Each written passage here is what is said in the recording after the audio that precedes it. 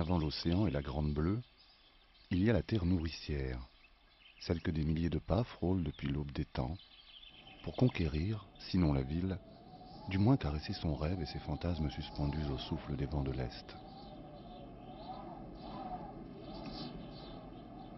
Lorsqu'on débarque de l'intérieur des terres, et juste après la Reich, on pénètre de plein pied dans cette région aussi contrastée qu'escarpée.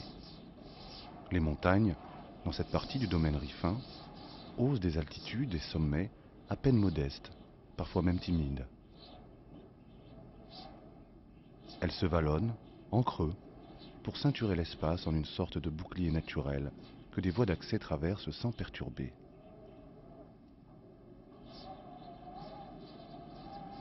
Devant ces paysages, on se prend à imaginer ces lieux avant que l'action de l'homme n'en dérange l'ordonnancement. Les forêts devaient scintiller d'un vert émeraude, et l'eau, à flot, ruisselait tout au long des montagnes falaises. À l'ombre des arbres, la vie s'écoulait, tel un long fleuve tranquille. Le promeneur solitaire interrompt brusquement ses rêveries. En face, à l'heure du crépuscule, s'étire, s'étale et se déploie, tel un étendard marin, Tanger, la Blanche, la perle du détroit. À cet instant, la ville ressemble à ces pensées vagabondes qu'on tente délicatement et intimement de préserver, d'intérioriser et d'enfouir dans les méandres de son âme, de son corps, de sa mémoire. Et la mémoire de Tanger est une trame que tissent de capricieux faisceaux où se mêlent mythes, légendes et réalités. Parmi ces légendes, celle d'un demi-dieu, symbole de la puissance et de la force dans la mythologie grecque. Hercule donc, un jour, et par un geste volontaire d'une extrême violence, brise et écartèle la plaque euro-africaine pour creuser, dans la cuve méditerranéenne, un chenal par lequel l'océan déversera ses flots et ses vagues à l'infini, en cycle perpétuel. L'Afrique se sépare dès lors de l'Europe. Au Cap Spartel, Hercule se réfugia dans ses grottes pour observer son œuvre, avant de vaquer à d'autres tâches. Dans ces lieux, il affronta le géant Anté, fils de Zeus et de Goya. Anté périra, étouffé après avoir fondé Tanger, à laquelle, toujours selon la légende, il attribue le nom de sa fille, ou selon d'autres sources, sa femme, Tinja. L'imaginaire social a tissé par ailleurs d'autres récits et épopées, nourris de sources et d'origines diverses, comme celle autour du prophète Noé et du déluge.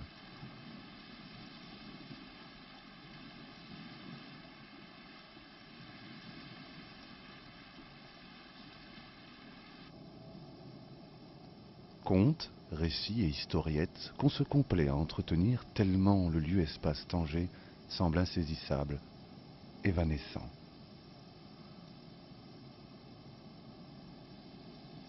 Ô Tinja la douce, chantera l'Arbis Khalli, en poète amoureux de la ville d'Ibn Battuta. Ô Tinja la douce, fissure de légendes rebelles, vague foisonnante de frissons, ruissellement d'ondes irréelles, multiples lumières et sons, déchirures, Hercule est ta caresse, fêlure tes colonnes de tendresse, plaie recouvrant la vérité de la cassure, à la naissance de ta douce chevelure, ô Tinja la douce. Et la chevelure de Tinja s'épuise contre les flots et les vagues qui naissent de la rencontre fortuite du vieil océan Atlantique et de la légendaire mer Méditerranée, berceau de toutes les civilisations.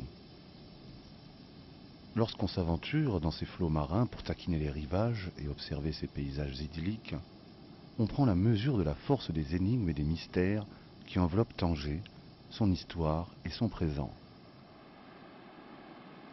Rarement destinée d'une cité n'aura été aussi intimement liée et unie à son site et à emplacement géographique. Rarement l'événement historique, fort avéré, n'aura été aussi imbriqué dans des contes de demi-dieux. Chargé d'affaires de Louis XVI auprès du sultan du Maroc, Henri Chénier écrit au comte d'Arbois en 1787 ce qui suit. Monseigneur, de tous les pays qui ont survécu aux convulsions dont la surface du globe a été agitée, Tanger à l'embouchure occidentale du détroit d'Hercule, était cette même ville qui, par sa position, son climat et ses jardins, avait les charmes de l'illusion. C'était la plus fameuse de toute la Maurétanie, bâtie au fond du golfe du côté est. Les charmes de l'illusion, dont parle Henri Chénier, sont ici des mirages qui enveloppent des secrets et rappellent sans cesse au souvenir du visiteur la grandeur et la majesté de ces contrées. Car au-delà des légendes demeure la trace de tous ceux qui, au fil de l'histoire, au gré des soubresauts et conflits, ont traversé ces mers océans. Tanger fut courtisée, côtoyée, conquise. Elle céda lorsqu'elle ne pouvait plus se maintenir et dès qu'elle reprenait ses forces, elle défendit ses territoires et ses parts du monde. Conquise, certes, mais jamais soumise, Tanger a ouvert ses portes aux écumeurs des mers. Elle s'est forgé un statut, un charisme et une place de choix dans le pourtour du bassin méditerranéen, à la pointe de l'océan Atlantique. Perchée au sommet du rocher, elle continue d'épier les profondeurs marines, là où se sont déposés au gré des siècles des pans de son histoire, qu'elle continue de garder secrète. Mystérieuse Tanger, lieu, havre de paix, port d'accueil, qui du promontoire de son site jette son dévolu pour charmer, ensorceler et séduire. Elle étreint le pèlerin, le fascine et l'engloutit. C'est, dit-on, l'effet de ces anges démons marins, sorte de sirènes qui appellent les cœurs. En doutez-vous? Approchez des rivages, arrimez-vous aux barques, bateaux, voiliers. Fermez les yeux et laissez les vents vous caresser le visage. Vous y êtes. Le piège du charme s'est déjà renfermé sur vous. Vous n'y échapperez plus.